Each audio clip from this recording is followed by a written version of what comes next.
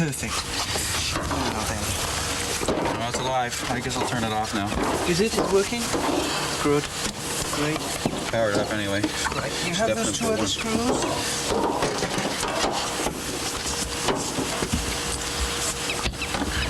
Now then, you have to figure out how to do it. Good. Now we have to center this. Let me just check, see where it is first. Which way is it going? I think it faces Perfect. that way. Yeah. Okay.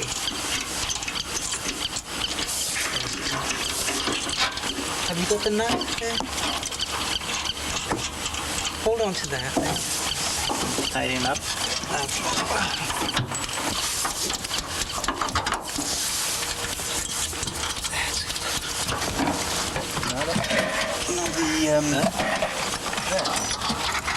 Okay, I'll put the other one. Yeah, sure.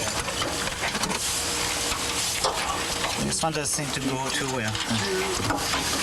Oh, it should go. It should go. Come on. Let it go. Perfect. Now we need the thing.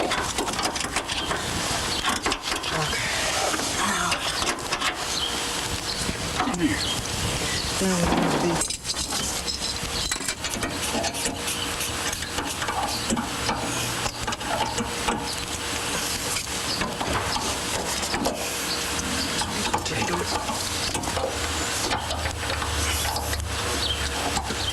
There, that's the current meter installed. Let's have a look. Come on. Perfect. Perfect. Now I'll just put in the... There we go. That's it.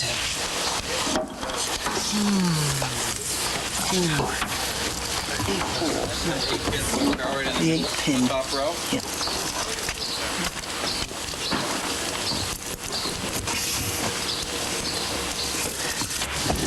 Come on, that will do. Yeah. Spare lash and some of this thing on here. Okay. Are we going to put anything else on? Or the OBS? I think we'll just put on the cable to the computer and see if we can't fire it up from the computer. Okay. Let's go.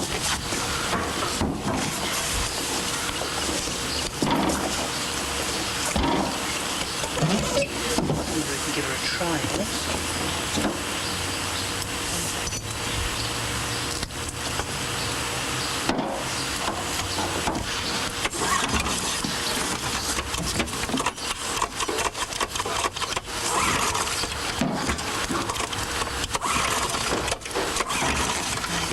One looks a lot quieter than the other one. That's it, hold it there.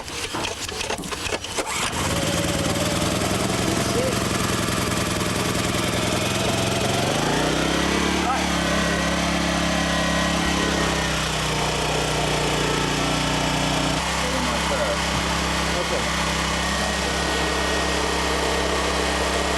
We want to run test. Okay.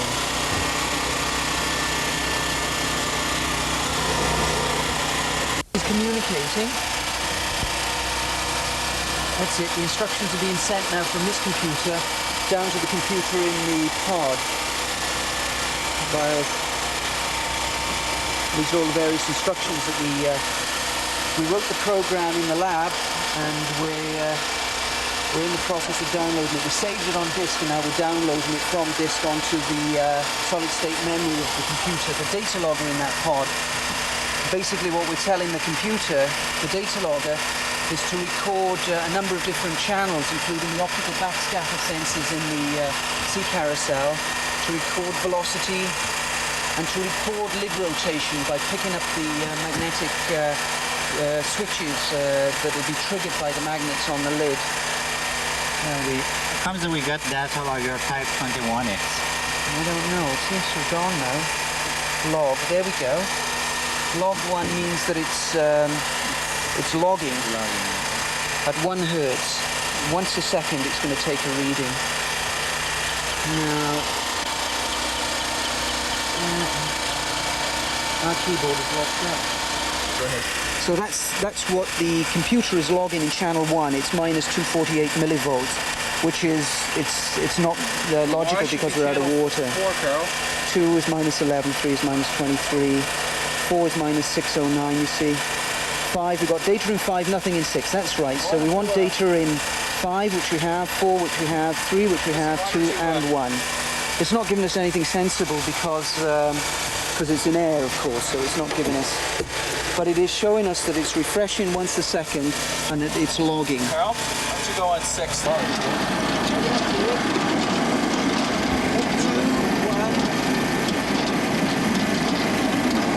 It's working. What will happen is that this will rotate on the ocean bottom and it will accelerate the flow on the ocean bottom by paddles that are just underneath. Okay? So as we can control the speed of rotation of the lid and we can control the speed of the flow in the water. The optical backscatter sensor will detect when the seabed starts to erode, when particles get eroded up off the bottom. We'll be able to detect that and we'll be able to detect exactly how much gets eroded off the bottom. Now the point at which particles become eroded off the bottom is the point at which the bed fails. It's what's called the critical shear stress for erosion. It's a really important parameter in the kind of work we do in modelling the stability of these mud flats. So what we want is that parameter. Now, as we accelerate, you'll see that the erosion or the sediment in the water is going to go up with time. And that rate at which the sediment goes up is called the rate of erosion.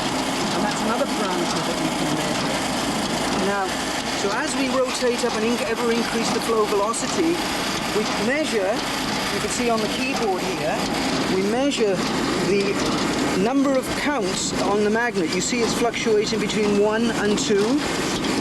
Those magnets are about 30 centimeters apart, and every time a magnet goes by the pickup, it's recording 1 count, 1 count, 1 count. And it's integrating that every second. In some cases it's 1, in some cases it's 2. When it's really cooking, it's 3 or 4. So we can, from this, we can figure out what the rotation of the lid is, okay? Now, that tells us that the machine is working and gives us some control, and we use that to drive the sea carousel when it's on the ocean bottom. We don't see it because the water's so turbid, so we rely on that keyboard to accelerate the flow up to the velocities that we want. So what we can do now is back through the channels, and we can go through channels 1, 2, and 3. Each of these channels record the voltage of the OBS, and that voltage is a direct measure of the turbidity in the water column. The sediment's being eroded off the bottom. When we start, it should be close to 0, right? There should be nothing in the water. So as we accelerate the flow, we can flick through channels 1, 2, and 3, and all of a sudden we start to see it increase. So then we know we've hit the critical stress for erosion. So we leave it increase to the point where the increase no longer is significant, and then we crank up the rotation again. Okay, so that essentially is what we're doing. As you can see, everything, at least at this level, seems to be working okay. Good stuff, man. We got a system.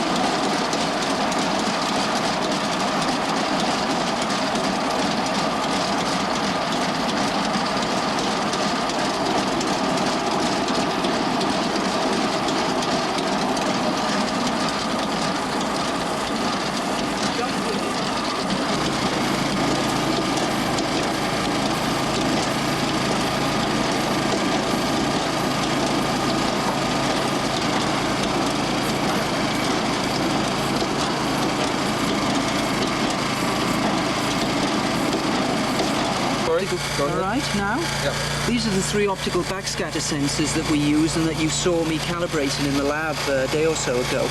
These actually fit in these slots in the Sea Carousel itself and actually fit within the flow and look out into the flow and measure the backscatter of light on the particles. And the amount of backscatter is proportional to the number of particles. There are 3 different heights, so we can measure the concentration of sediments using these remotely at 3 different heights in the Sea Carousel. And these are what tells us when the seabed starts to erode. These are the things that actually tell us that the seabed is failing and allow us to be able to compute the critical shear stress for erosion and also the rates of erosion based on as a function of the flow velocity. So these fit into these slots just in here, just like that. And then we have just a nut here which just holds it fairly snug. That's the top one. They're in order because the way we log it in the computer is in order. See, that's the sensor there, that has to fit out. So once they're snug, that sensor actually is now sitting just immediately in the flow, but not far enough that it's going to disturb the flow or be hit by the rotors. So, and here's number 2 going in. Fits in there. And I've got a set screw. So in each one of these fits in here, and we have 3 of them, 1 for each of the OBSs, and they're hooked up to the data logger inside the pot, which remains dry. Third one. Here's the third one.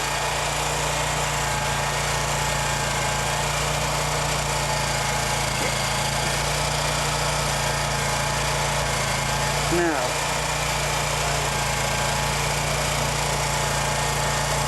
that's it. Now if we look over at our keyboard, we should see something sensible in terms, yes. Now we're starting to get something sensible in terms of an output. In air, when I did the calibration, it was around 300 millivolts, the output. So in air calibration is about 320, that's good. Press A and it advances it to channel 2, 92, 589. They're about right with the calibration that we made in the lab for air, so we know that they're working within the system. Okay. So that's it. Now, to shut it down, all we do is just break the connection and the computer goes to sleep. The computer is shut off, and the only time it'll waken up now is when we actually when we hook up the computer again, download the program that we coded back at the lab, and compile and execute that program. That program then will tell the data logger to run in the fashion that we specified in the program that we've written. And we've just verified that that program is collecting data in the fashion that we want. So everything seems to be working.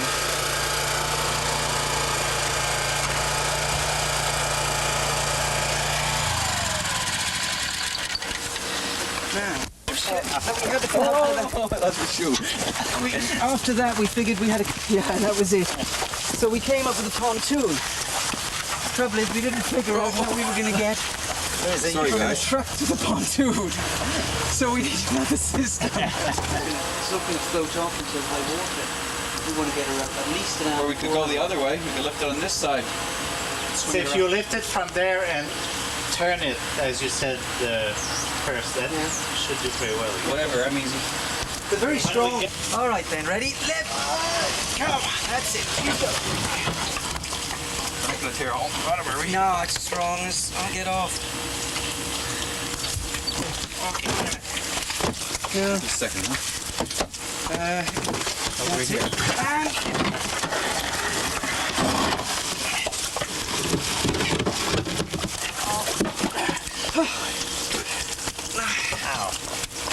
If we can just pull it this way, Yeah, we'll be able that might to... be that.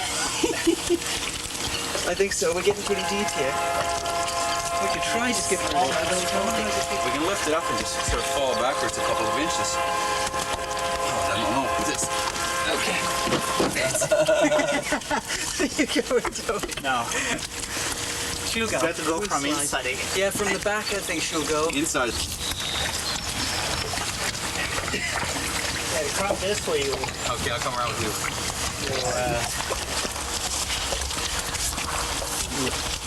That kind of apply more. More force.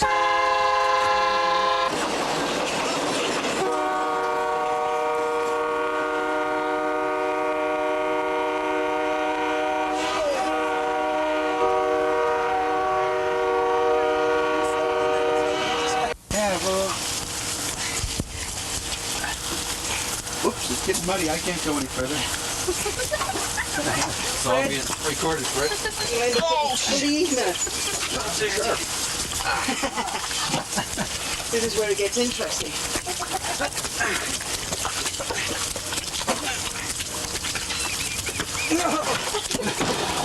Okay. Don't let go. Okay, Toad. Hang on.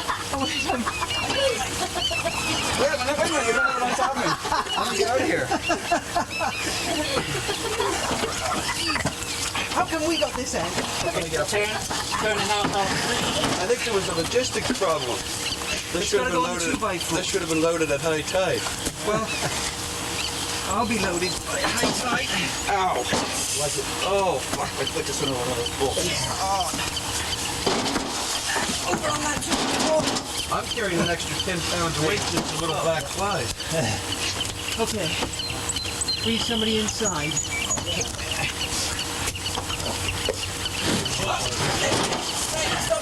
You got lifted up over the edge there. Hang on now. Okay. We're almost done with the day. Not gonna go in this way. Okay.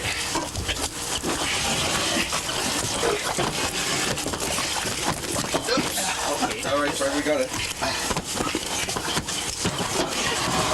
Don't let it go in the mud. That's it. Oh. We got it made. We put it I know what I should have done. You gotta. lift. Second now. Don't get bent. Keep in on the sheet. You put the 2x4 on. We gotta get that through. Wait a second. I've got it under on the side there, guys. Wait till we all get positioned. Take your time. Lifting together. 1, Ready? 2. 3, lift. This one. Let me shove this one. Okay. We'll try and lift this together rather than individually. Get the slider on, eh? Everybody ready? Right, let's go. Whoa! I'm bringing her off over here. So that's it, post. Oh, that one is a. Why don't you get up there now, Carol? Yeah, I can gonna sail off into the sunset. Make sure I brought my pump and hose down. Get your dirty hands off that.